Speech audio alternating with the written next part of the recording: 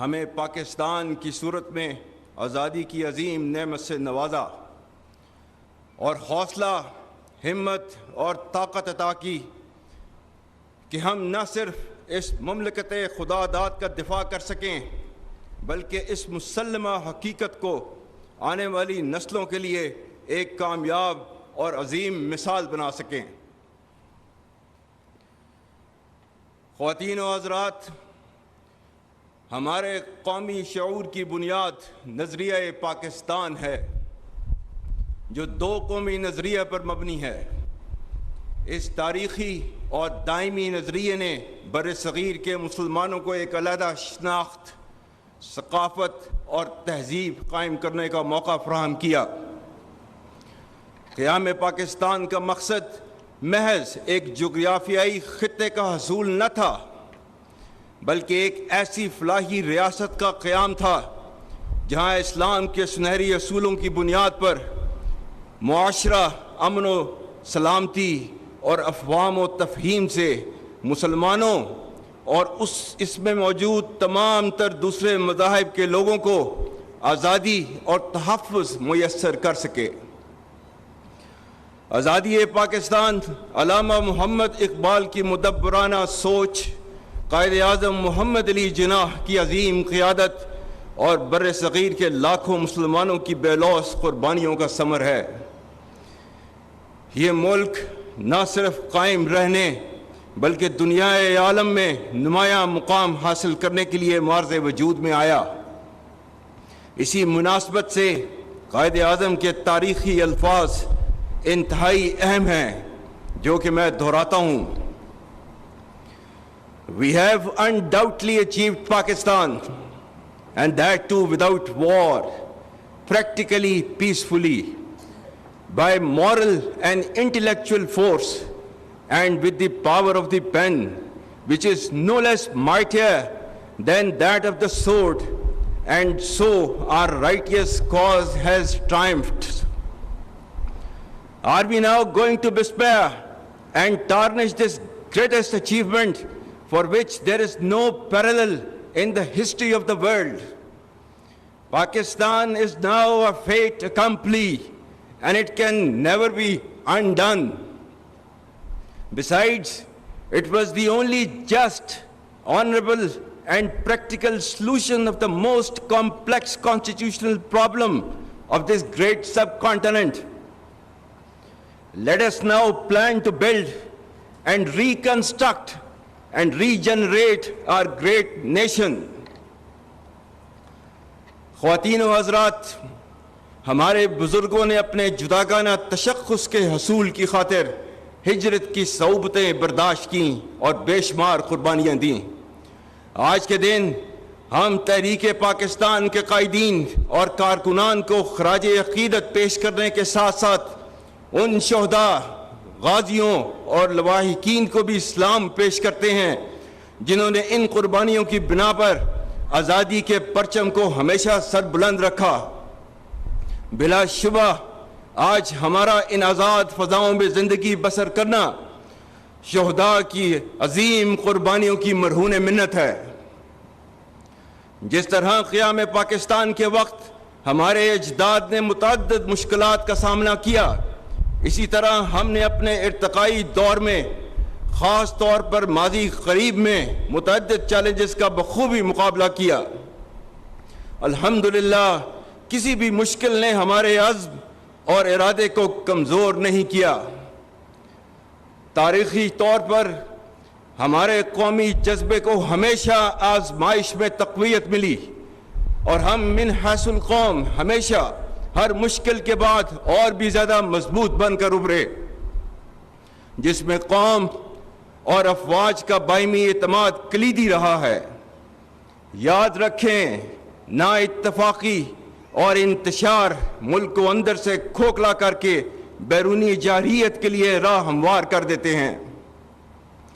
قوم کا پاک فوج پر غیر متزلزل اعتماد ہمارا سب سے قیمتی اثاثہ ہے۔ یہ مضبوط رشتہ مشکل حالات میں ہماری قوت بن کر حوصلوں اور جذبوں کو بڑھانے کا سب سے بڑا ذریعہ ہے۔ افواج پاکستان کو کمزور کرنا پاکستان کو کمزور کرنے کے مترادف ہے۔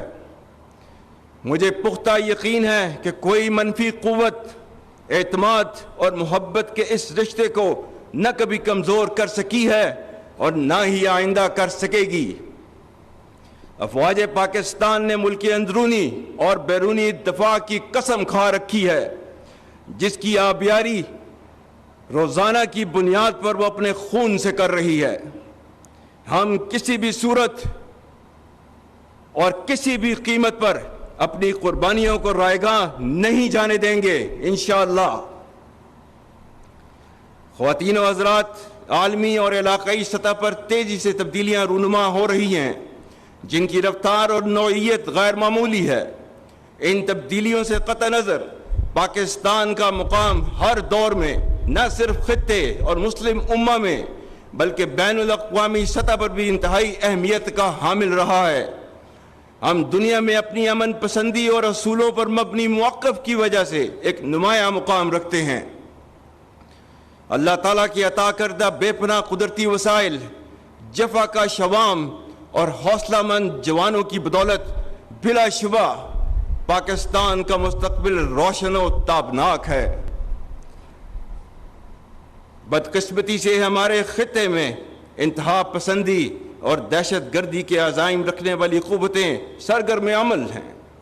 عوام، افواج پاکستان اور قانون نافذ کرنے ادارے اداروں نے دہشت گردی کا کامیابی سے مقابلہ کیا ہے اور نہ صرف لازوال قربانیاں دی ہیں بلکہ آنے والے وقتوں میں بھی کسی قربانی سے دریغ نہ کرنے کا مصمم اور غیر متزلزل ارادہ رکھتے ہیں۔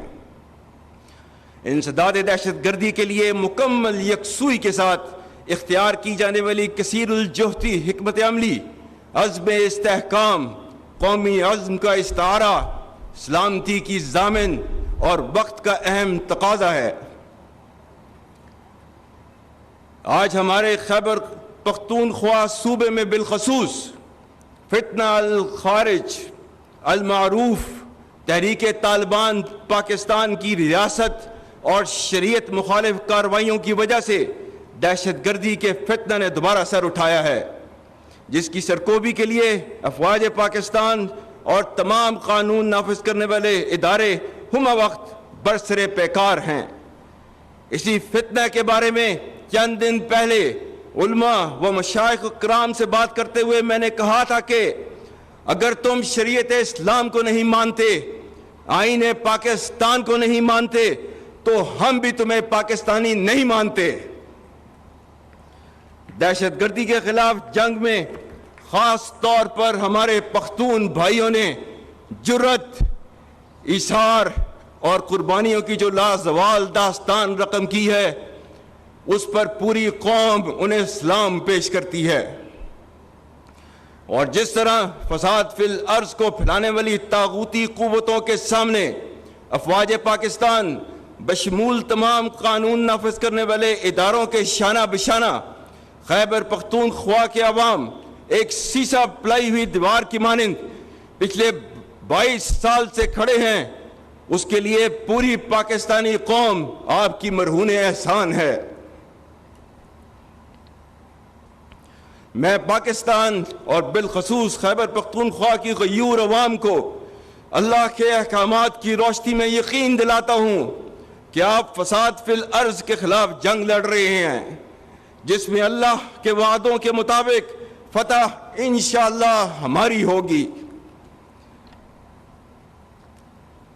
قرآن میں سورہ مائدہ کی آیت نمبر 33 میں اللہ تعالیٰ نے فرمایا ہے، انما جزاء الذین یحاربون اللہ ورسولہ ویسعون فی الارض فسادا ان یقتلوا او یسلبوا او تقطع ایدیہم وارجلہم من خلاف او ينفوا من الارض ذلك لهم خزي في الدنيا ولهم في الآخرة عذاب عظیم۔ اور اس کا ترجمہ ہے، بے شک جو لوگ اللہ اور اس کے رسول سے جنگ کرتے ہیں اور زمین میں فساد انگیزی کرتے ہیں، ان کی سزا یہی ہے کہ وہ قتل کر دیے جائیں یا سولی چڑھا دیے جائیں یا کاٹ دیے جائیں ان کے ہاتھ اور پاؤں مخالف سمتوں سے، یا نکال دیے جائیں وہ اپنے ملک سے، یہ ان کے لیے رسوائی ہے دنیا میں اور ان کے لیے آخرت میں عذاب عظیم ہے۔ اور سورہ مائدہ کی آیت 56 میں اللہ تعالیٰ فرماتا ہے، اور یہ جنگ جو اس کے راستے میں لڑ رہے ہوتے ہیں ان کو فتح کی نوید دیتا ہے، فَإِنَّ حِزْبَ اللَّهِ هُمُ الْغَالِبُونَ، بے شک اللہ کی جماعت ہی غالب رہے گی۔